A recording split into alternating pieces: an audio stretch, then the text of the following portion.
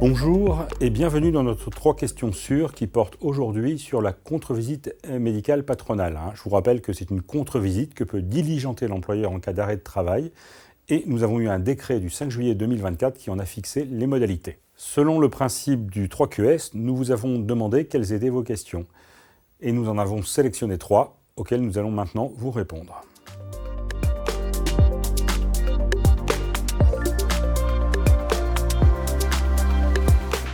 Alors déjà, il faut savoir que le décret du 5 juillet 2024 porte sur les modalités de la contre-visite patronale, donc prévues dans le cadre du dispositif d'indemnisation complémentaire des arrêts de travail pour maladie ou accident prévu par le Code du travail. C'est donc au regard de ce décret que je vais répondre à votre question.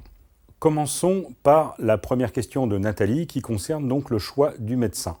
Le décret du 5 juillet 2024 précise que la contre-visite est effectuée par un médecin mandaté par l'employeur. Rien de neuf sur ce point. C'était déjà la règle, même si elle ne figurait pas en toutes lettres dans le Code du travail. Donc sur le principe, en l'absence de dispositions conventionnelles spécifiques, l'employeur choisit donc librement le médecin contrôleur, comme la jurisprudence avait déjà eu l'occasion de le préciser auparavant. Le salarié ne peut pas exiger de substituer un médecin de son choix à celui désigné par l'employeur, ni réclamer un médecin expert, ni exiger la présence de son médecin traitant, là encore, sauf dispositions conventionnelles le prévoyant. Alors, cela étant, nous avons tout de même quelques restrictions. Le médecin mandaté par l'employeur ne peut pas être le médecin du travail de l'entreprise, ni le médecin conseil de la caisse de sécurité sociale. Enfin, précisons que le médecin contrôleur doit pouvoir justifier auprès du salarié de sa qualité de médecin, mais aussi du mandat de l'employeur.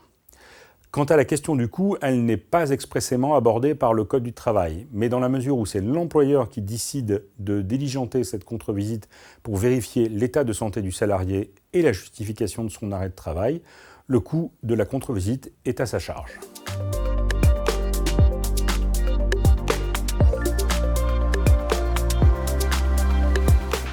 Ces 2 questions se rapportent aux conséquences possibles de la contre-visite. Ici, je précise d'emblée que le décret du 5 juillet 2024 porte uniquement sur les modalités de la contre-visite et pas sur ses conséquences pour lesquelles finalement on doit continuer à se référer à la jurisprudence antérieure.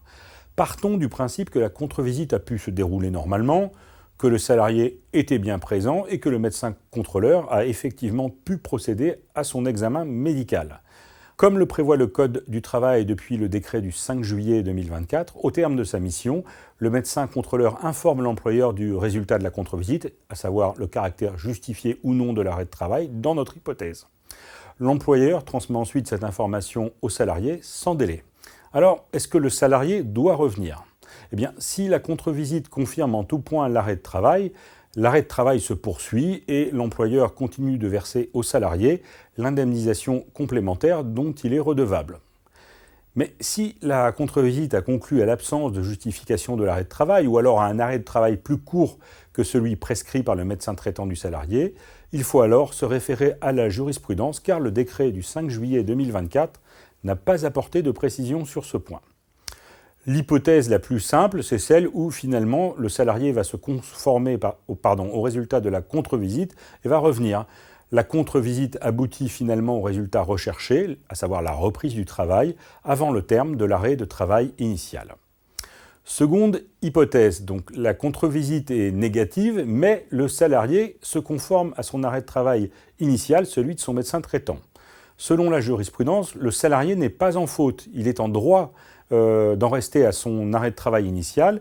Il n'est donc pas question de le sanctionner sur le plan disciplinaire. En revanche, l'employeur peut interrompre le maintien de salaire qu'il verse au salarié en complément de l'indemnisation de la sécurité sociale. Cela étant, il peut aussi arriver qu'après une contre-visite négative pour lui, un salarié aille à nouveau consulter son médecin et que son médecin traitant prolonge son arrêt de travail ou lui en prescrive un nouveau. Le cas s'est déjà présenté devant la Cour de cassation.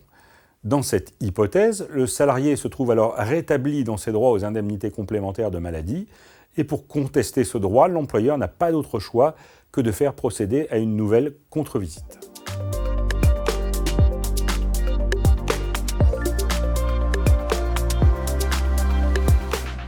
Oui Sandrine, c'est vrai, mais ce n'est pas nouveau. Depuis le décret du 5 juillet 2024, l'article R 1226-10 du Code du travail prévoit expressément que lorsque un arrêt de travail porte la mention sortie libre, le salarié doit indiquer à l'employeur, dès le début de l'arrêt de travail, les horaires auxquels une contre-visite médicale patronale peut être effectuée.